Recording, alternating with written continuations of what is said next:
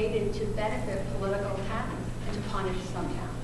And so it's always manipulated and changed over the years for no basic reason, no outcome. So we need to take a look at how we provide services. We need to take a look at how we reward education systems. So it's about reallocating some of our resources, rewarding schools and communities that do a good job. And it's not about how much we're spending, because in some of our urban areas, we're actually spending a lot more than we're getting back. So I've had a lot of conversations, so I've worked in this area for 20 years now, and it's really about where we're spending it. Give you another example. I've talked a lot about how we're leaving millions of dollars on the table, race to the top. State of Connecticut put an application in. We weren't prepared. We didn't have the expertise. We left 120 spaces blank in that application. No wonder we didn't get federal money. There are federal dollars out there for education, out there for transportation. We're just not equipped to go after it. So there is money out there to do some of the things that we want to do. Can I ask a follow-up? Sure. You mentioned kind of reform at the state level. Part of the big thing in education is a lot of the things that limit what local school boards can do are state laws in terms of hiring and firing with tenure and seniority. And some of the stuff that New Haven is doing is really sort of getting special exceptions to be able to sort of change some of those things. Are you, at the state level, would you support that kind of innovation? Or not? I think we are not competing. We are not competing. Even our good systems, and Glasstonbury, Simsbury, we are good systems. But we are not even competing globally. If you look at the benchmarks that we're doing, there are other countries that are so far ahead of us in terms of benchmarking and support. And I know, when our daughter got to college, she had classmates from all over the world, Tanzania, India, London, and they are so far ahead of us. So there are real movement in education to go to global standards, international standards, benchmark, and raise the level of good school systems and raise the level of lower systems. In New Haven, actually, they negotiated with the teachers union for new evaluation processes. So that was a real positive thing that the union actually came to the table and agreed to. So it's really exciting to watch what's happening in New Haven, because that's an urban area, but that's where a lot of our state money is going too. So if we can fix the problems in our urban area, we can save these kids and save money. I believe it's possible. Wouldn't be wrong. Yes. I think there's a feeling out there, if that hurts you, that perhaps you're putting yourself in a position to be lieutenant governor and you're not really running for governor. Could you address that? I'm running for governor. I'm not running for lieutenant. And maybe the 9 guys in the race who are running against me maybe are spreading that way. But, listen, I've been very grateful. I traveled all around the state in 2006, spent a lot of time in Glastonbury, spent a lot of time in communities, and had a wonderful sense of what our state needs. I've been in public service for 20 years. I've been first elected now for 6 terms. Some of the things that we've done in our community go back to good seeds, good solid foundations. I started the Connecticut Main Street program in 1994 back in Simsbury when I went to Lieutenant Governor at the time, Jody Rell, and she said, there's no money, we can't start the program, so we went to the Northeast Utilities. We asked them to be private investor. They came to the table. Now Simsbury was named one of 12 designations nationwide, the only town in Connecticut. I've been very frustrated as first selectman. I've been very frustrated working at the Capitol. I see other states leaping ahead of us in all areas.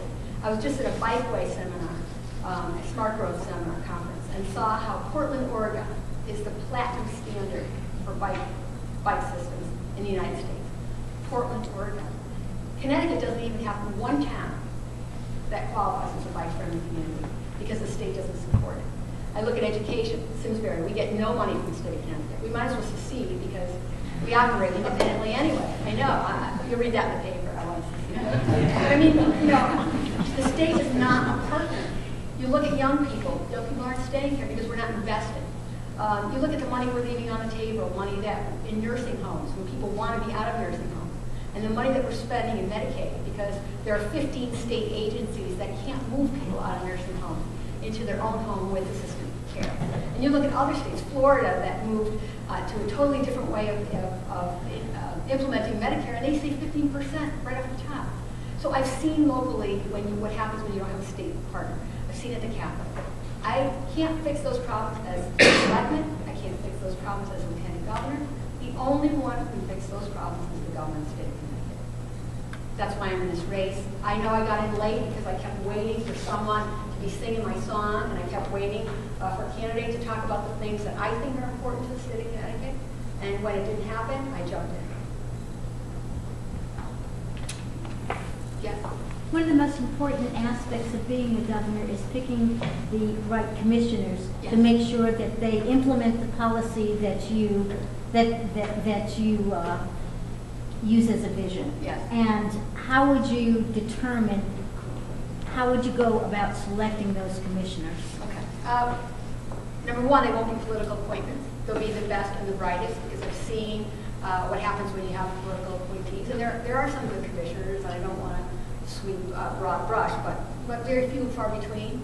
I just keep thinking, when I was representing Connecticut Voices for Children, before I came back to Simsbury, I was Director of Legislative Affairs for Voices for Children, which is a children's advocacy group, of course, because I'm an advocate for children. But we introduced a bill, and it was my idea to introduce a bill on long-term planning. If you look at the good states who are doing good jobs, the Portland, Oregons, the Virginias, other states, Virginia, by the way, is #1 business-friendly community, and it's also ranks as higher than us in quality of life. So they've got both things going. But they have a long-range plan.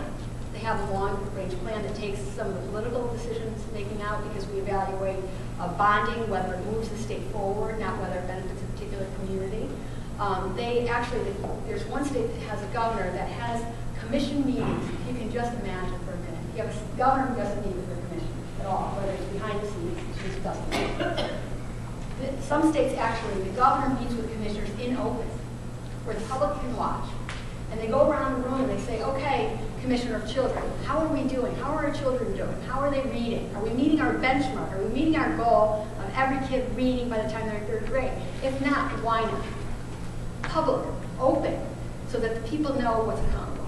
If you don't have a goal, if you don't have the right people who are empowered to meet that goal, you're never going to move the state forward. And that really, I mean, aside from this forum, how do you go on a stump speech and say, you know, you don't have a governor who shows up for work. You don't have the forces there who are committed to meeting goals. You don't even have goals. So, you know, how are we ever going to compete at all? And I'm a big regional proponent. The federal government is actually going through regional implementation of delivery of services. Senator Dodd just sent out this wonderful bill which will provide millions of dollars for sustainable and livable communities like ours that will be walkable, that will have housing and transportation and environmental goals linked together. We can't even qualify for it because we don't even have regional entities. The only thing we have is regional councils and governments, and the governor just eliminated them. So, you know, we are just not equipped to move this thing forward. Thank you. Thank you.